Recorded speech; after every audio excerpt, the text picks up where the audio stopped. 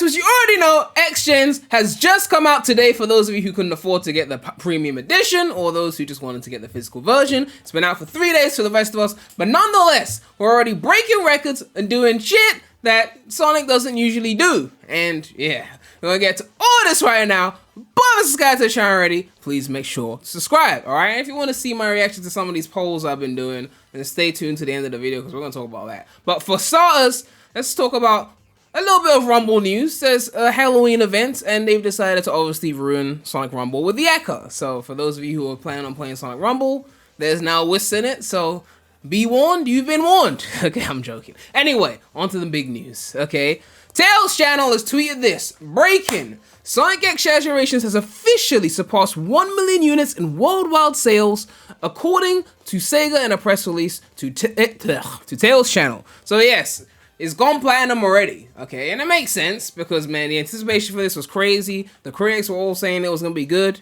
The Metacritic already came out, and it was a 3-day early access. Pre-orders would have been crazy, so they've been building up these sales for a while. That's why companies love pre-orders. They want that pre-money before the game's already out, because that means they already know it's a hit before they even drop the shit. And it's clearly staying on this hit run because Nakamura, aka the producer of, was it Forces, and is also working on this game, has just screenshotted Steam here, and it says here, all reviews overwhelmingly positive, which I believe is the highest you can get for a Steam game. These are user reviews, it's not critics. So obviously Sonic fans are in there spamming high scores. But to be fair, even Mania didn't have overwhelmingly positive.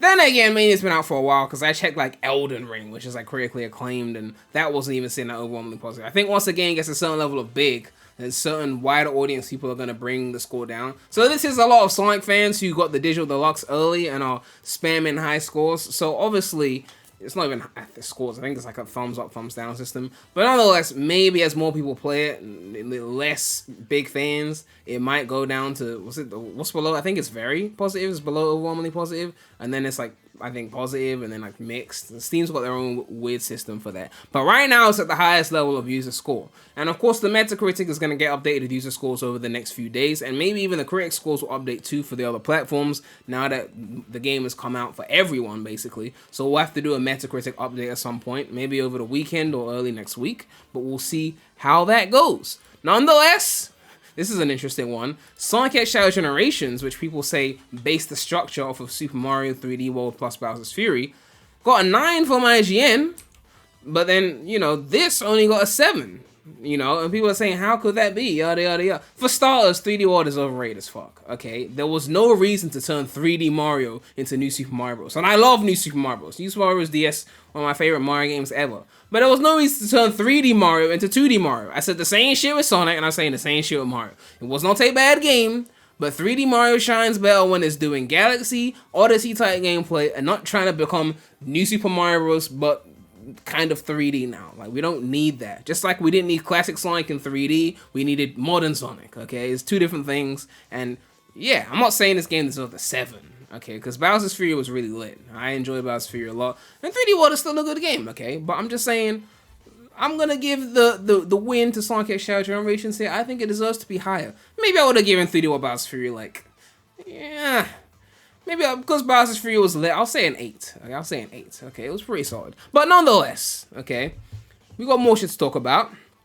Obviously, we're back on the victory lap. Sonic, the official Sonic Tour, has posted this, talking about the We Are So Back with the news reveals, basically, and with the pinnacle being IGN giving the game a 9, which is pretty crazy, but yeah, like, I've been saying IGN's been fair for Sonic scores, but I think the whole We Are So Back is pretty interesting, because usually with a Sonic release, it starts off like hype but like skeptical, and then the skepticism increases and the negatives increase as the reveals keep going until the game comes out, and then it's like Forces, right? So to see a situation where it's like, hold on a minute, this is looking good, it's still looking good, new trailer, it's still looking good, it's like, oh, this is a weird feeling. I don't know how to deal with said weird feeling. Which actually brings me into this viral post. It's like a parody news outlet, apparently. It's like, Sonic X Shadow Generations receiving critical acclaim has left longtime fans of the series unsure how to respond. Sonic fans unsure how to respond to media being widely well received. It's like, we're so used to the games being polarizing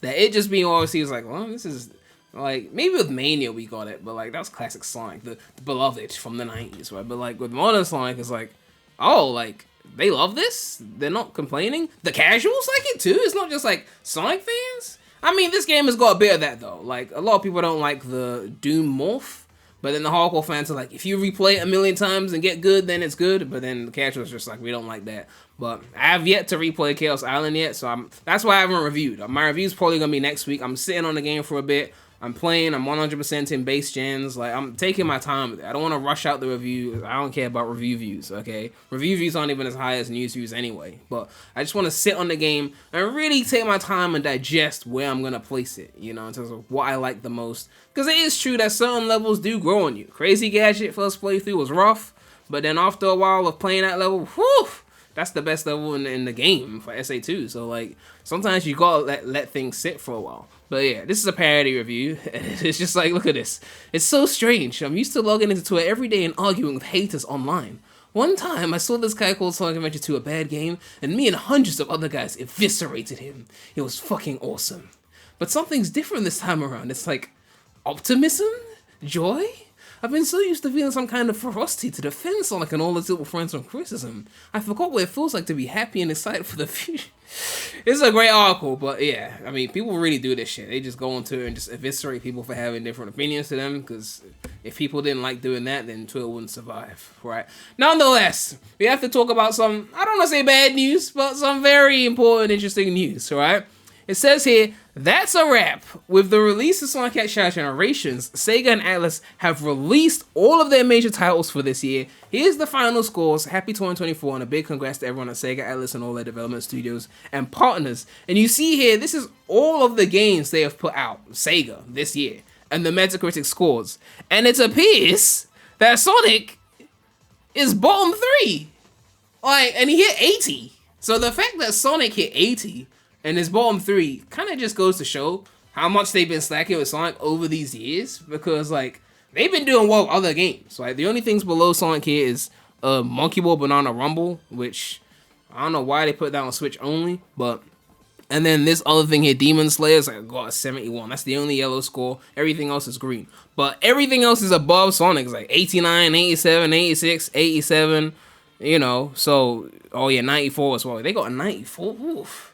So yeah, it reminds me of this, you know, one of the worst years of Sonic ever, which was 2020, and I posted this video, I believe it was 2021, but Metacritic had a list of, like, the most successful publishers that year of Metacritic. It was like 2021, and if I could find the full list, I'll show you the list, right? I covered this in 2021, but it's for 2020, and it's like, which publishers had the highest Metacritic score based on all their games for 2020?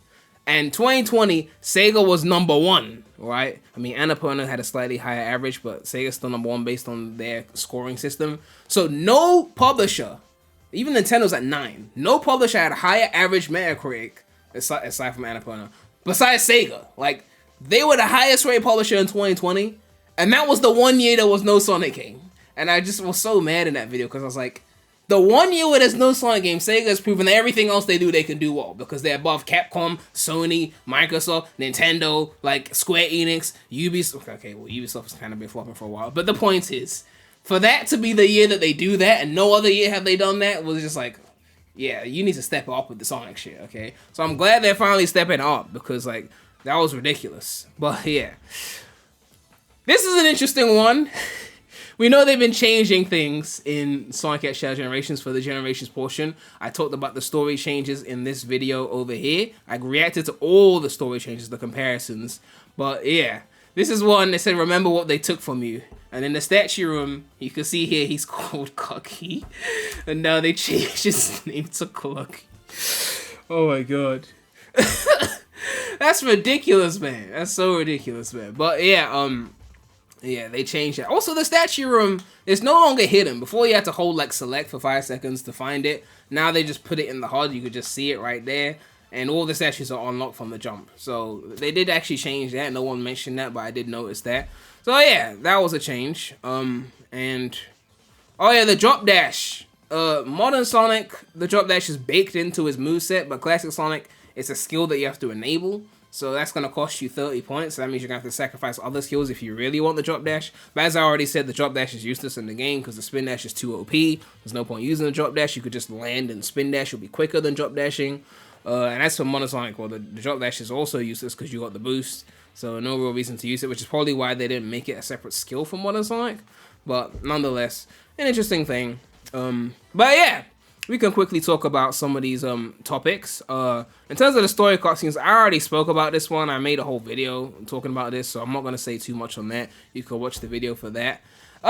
This one, which main level is the best 2D stage in Shadow Generations, not including challenge levels, because some of those challenge levels were fire. But yeah, it was unanimous. It was Kingdom Valley. I wasn't tripping. When I was streaming, I was like, playing the Kingdom Valley 2 level, I was like, this level is amazing. And I was wondering if I was tripping or not. I did the poll, and for the record, you can't have more than 4 options in a poll. That's why the bottom 2 are grouped. So even though that's 13%, it could kind of be 50-50. It could be similar to these 2 options in terms of percent, you know. But yeah, only 4 options per poll. But yeah, it was unanimously Kingdom Valley. I wasn't the only one thinking that. It wasn't one of my unpopular opinions that I'm known to have. It really was just the best 2D level in the game, or one of the best levels in the game. So I'm glad to see that we're on the same page on that. I asked people which control type are you using for Sonic X Shadow Generations. And I said I'm using standard for both Sonic and Shadow, which is the modern layout. Legacy for both, standard for Sonic, Legacy for Shadow, Legacy for Sonic, and standard for Shadow. So I'm using Legacy for Sonic, standard for Shadow. So that's R2 boost for Shadow, home and attack on square. Legacy for Sonic is like the way it was in Generations, boost with the square button, and slide with the, well, the slide is the same anyway. And yeah, I mean, the issue is if you try and use the standard control for Sonic Generations, because the quick step is used a lot, you'd have to be using R2 for the boost and then using R1 while you're quick stepping, which is a bit weird to do. But you could argue with the Legacy controls, sliding while boosting is harder to do as well, because you got to do this weird thumb movement when you hit the square and go to the circle. But someone mentioned in my comment section that if you just made the quick step set to the D-pad, then you wouldn't have that issue with the new controls. So I tried to set the quick step to the D-pad with a custom control, but in the game, they recognize the D-pad as the same as the analog stick, which is fucking ridiculous. Why are they doing that? Hopefully someone makes a mod to separate the D-pad from the analog stick so we can set the quick step to the D-pad. And then I can use the new control scheme with the boost on R2, and then still slide with circle while boosting, and then just quick step with the D. It's like problem solved. Why didn't anyone think of this before? Okay? And while we're talking about mods, okay, whoever's modding this game, okay, like, can we, like, hurry up and get the double Jason mod? Okay, I'm talking Jason on Sonic, Jason on Shadow. It's like the Burger King Whopper. We're calling that shit the double Jason. Can we drop the double Jason? Because my game has been feeling very Jasonless. And it's been multiple days, okay? I can only do this for so long. So please, let's get the double Jason mod in. Okay, someone's already done Shadow skating while boosting. We need double Jason if we need shit like that. And obviously stage mods and things like that. But I'll make a whole video about mods and shit like that later on. Oh yeah, I asked this question a while before. Which game you playing first? Most people said Shadow. Some people hadn't even played Sonic Gen, so I understand that. And that was my Metacritic prediction poll, obviously. And yeah, most people went for 80 to 89, and that is what happened. We got the 80. But nonetheless, interesting times for our Lord and Savior. More information coming soon. I'm guessing the Metacritic update once more people add to the game and the other platforms to see what the other consoles get, because each platform gets a separate score. So we've seen PS5, but we want to see the other scores and see if they hold up. Some might be higher, some might be lower. Switch. But nonetheless, we will check all of it out when those scores drop probably next week. But yeah. Let me know what you guys think about all of this. Our Lord and Savior is doing well for a change, and we are looking forward to the heroes we make. Don't redub it! But yeah, make sure to like, comment, subscribe, hit that bell, more content coming soon to the channel. But that's all I have to say right now. So, Premy out.